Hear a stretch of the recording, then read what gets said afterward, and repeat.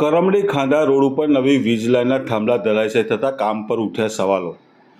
કરજણ તાલુકાના કરમડી ગામે વીજ સમસ્યાને લઈ ગામડે હાંડોદ સબસ્ટેશનના વીજ કનેક્શન સાથે જોડવા માટે થોડા દિવસો ઉપર જ કરમડી ખાંડા રોડ ઉપર નવા વીજ પોલ ઊભા કરી વીજ લાઇન નાખવામાં આવી છે। ઇજારદાર દ્વારા કાચની બાજુમાં જેમ તેમ વીજ પોલ ઊભા કરી દેવામાં આવતા વરસાદમાં જ કામની ગુણવત્તાની પોલ છતી થવા પામી છે। વીજ કંપનીના લાખો રૂપિયા જાણે વરસાદમાં ધોવાઈ ગયા હોય એમ દેખાઈ રહ્યું છે।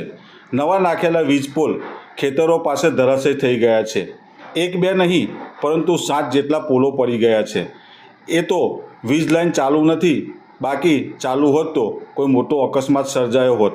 બીજી તરફ આ તો વીજ કંપનીના પોલ હોય, પરંતુ જો કોઈ ખેડૂતના ખેતરની લાઇનના વીજ પોલ હોત તો વીજ કંપની ખેડૂત પાસે રૂપિયાની વસૂલાત કરત, પરંતુ અહીં તો વીજ કંપનીનું જ કામ હોય ત્યાં જોવું જ શું એવું દેખાઈ આવે છે।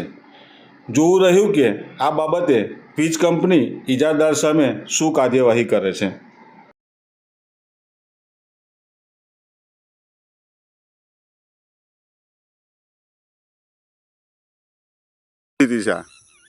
આ અમારે હાંડોદ ફીડરથી અમારા ગામની લાઈન આવે છે નવી જ્યોતિકાનું યોજનાની।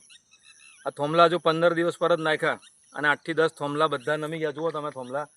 હવે કોઈ ખેડૂતના ખેતરની અંદર જો ચાલુ અત્યારે કરંટ ચાલુ નહીં, કરંટ ચાલુ હોત તો કોઈનું પશુ ઢોર મરી જાય, કોઈ ટ્રેક્ટરને કરંટ લાગી જવો ફાટે થઈ જાય, આ તો કોઈ માણસને થઈ જાય। હવે પ્રાઇવેટ જો કોઈ ખેડૂતનું હોત તો તરત કેસ કરે અને દંડ ફટકારે।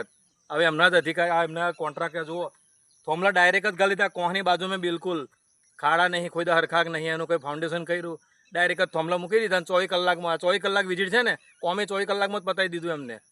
એટલે આવા કોમની તપાસ થવી જોઈએ। સરકાર પૈસા ખર્ચે છે ને સરકારને લોકો પછી બદનામ કરે, એટલે આવા જે કંઈ ભ્રષ્ટ અધિકારી આજે હોય ને કોન્ટ્રાક્ટરો એમની સામે પગલાં લેવા જોઈએ।